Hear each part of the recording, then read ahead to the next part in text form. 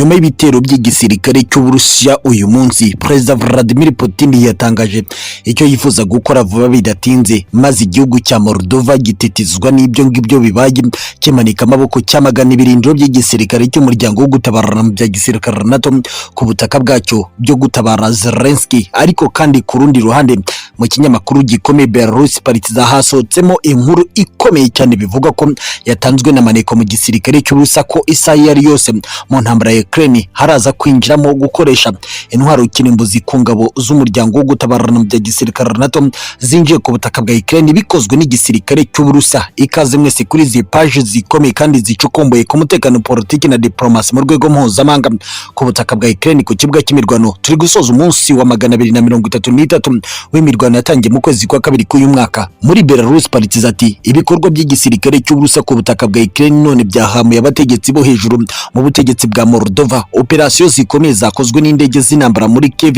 umurwa mukuru wa Ukraine ndetse n'ibitero byo muri Lviv mu burengerazuba bw'iki gihugu uyu munsi byakanze ibihugu byashakaga kwinjira mu mirwano yo gukingira ikibaba Zelensky uri mu mazabira ku butaka bwa Ukraine. Ibihugu byo mu burengerazuba bw'isi tubabwire ko byohereje intwaro nyinshi ku kibuga cy'imirwano zifata ubusa imbere y'igisirikare cyanya kwa Perezida Vladimir Putin. Ubutegetsi bwa Beijing mu Bushinwa kwa Xi Jinping bwavuze ko intwaro zoherezwa ku butaka bwa Ukraine arizo ziri kwenyegeza umuriro muri iyi ntambara ngo itarangira, ko zikwiye guhagarara kandi n'ibihano byafatiwe Uburusiya bikavanwaho aka kanya. Ahubwo leta ya Kiev itegetswe na Volodymyr Zelensky gacira bugufu ubutegetsi bw'i Moscow kwa Perezida Vladimir Putin bakumva ingingo zose zatanzwe n'ubutegetsi bw'iki gihugu, bitaba ibyo Ukraine ikaba yaba umuyongwa. Ati uyu ni wo mwanzuro nk'Ubushinwa dutanze kandi ni ukwiye kuba wakurikizwa. Naho twinjiye gato muri Bomb Today, iki ni ikindi kinyamakuru gikomeye kiri ku kibuga cy'imirwano kirimo kugaruka ku bikorwa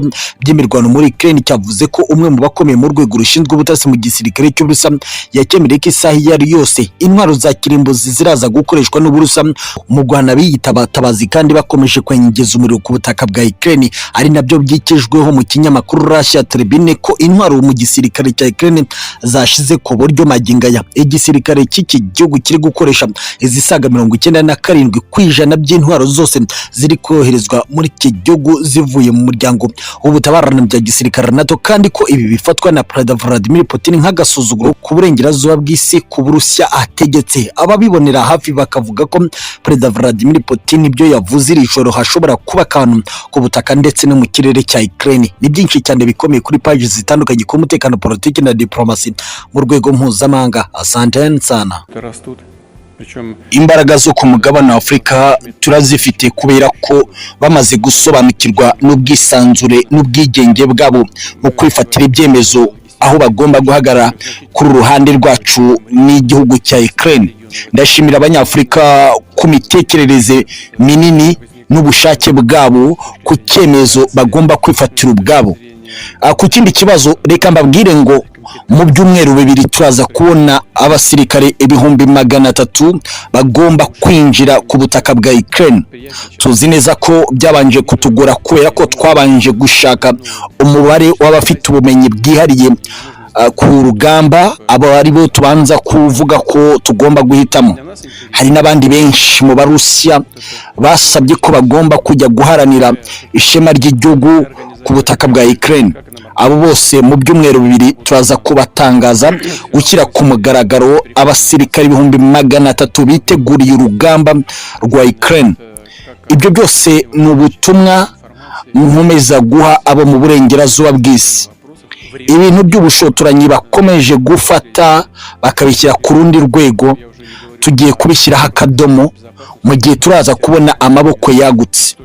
Nzi neza ko n'uyu munsi dushoboye ku rugamba, ariko kubera ko buri Murusiya wese yumva ko agomba kurwanira ishema ry'igihugu mu guhana inkozi z'ibibizo mu burengerazuba bw'isi, niyo mpamvu dukwiye kwereza abandi. Twese turarwanira ubutaka bumwe, turarwanira bene wacu bamwe. Niyo mpamvu dukwiye guha uburenganzira buri Murusiya wese wumva ashaka kujya ku kibuga cy'imirwano gukubita inkozi z'ibibizo mu burengerazuba bw'isi.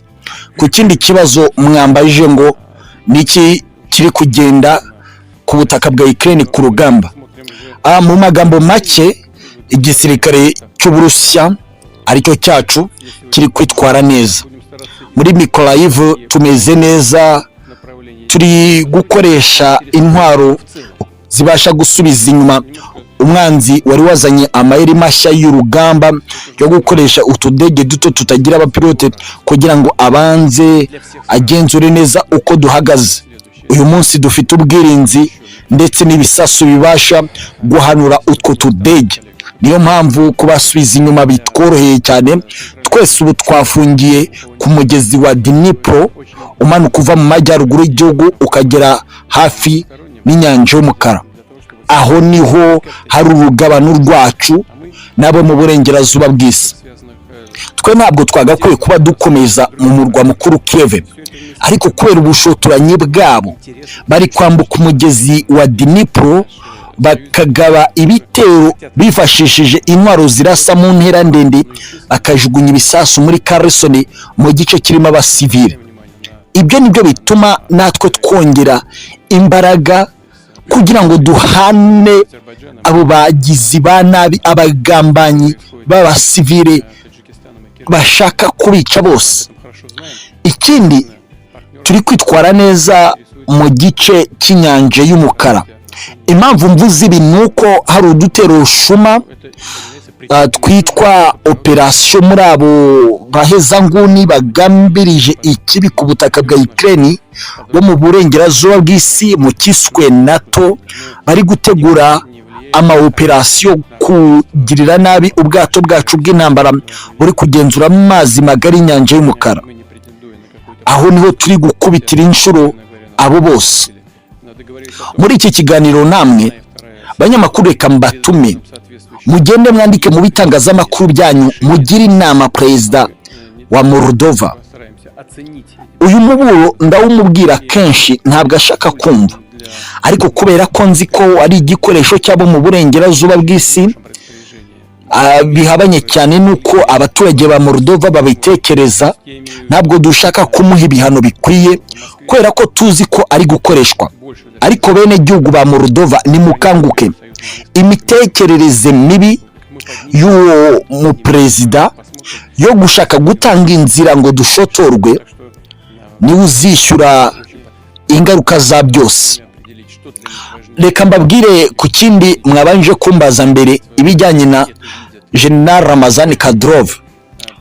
Ngo kuki tutoherezayo General Kadyrov ubwe ngo ajye kuyobora urugamba? Ni byiza, ni indwanyi nziza, akunda igihugu, akunda intsinzi, ariko afite izindi nshingano zikomeye zirenze ibyo mubona mwebwe.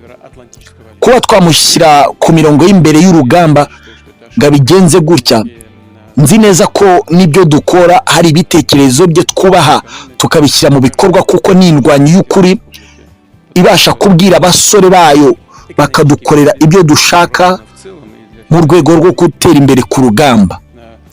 Uyu munsi twashyizeho General Sergei Slovikine kuko nawe ni indwanyi nyakuri.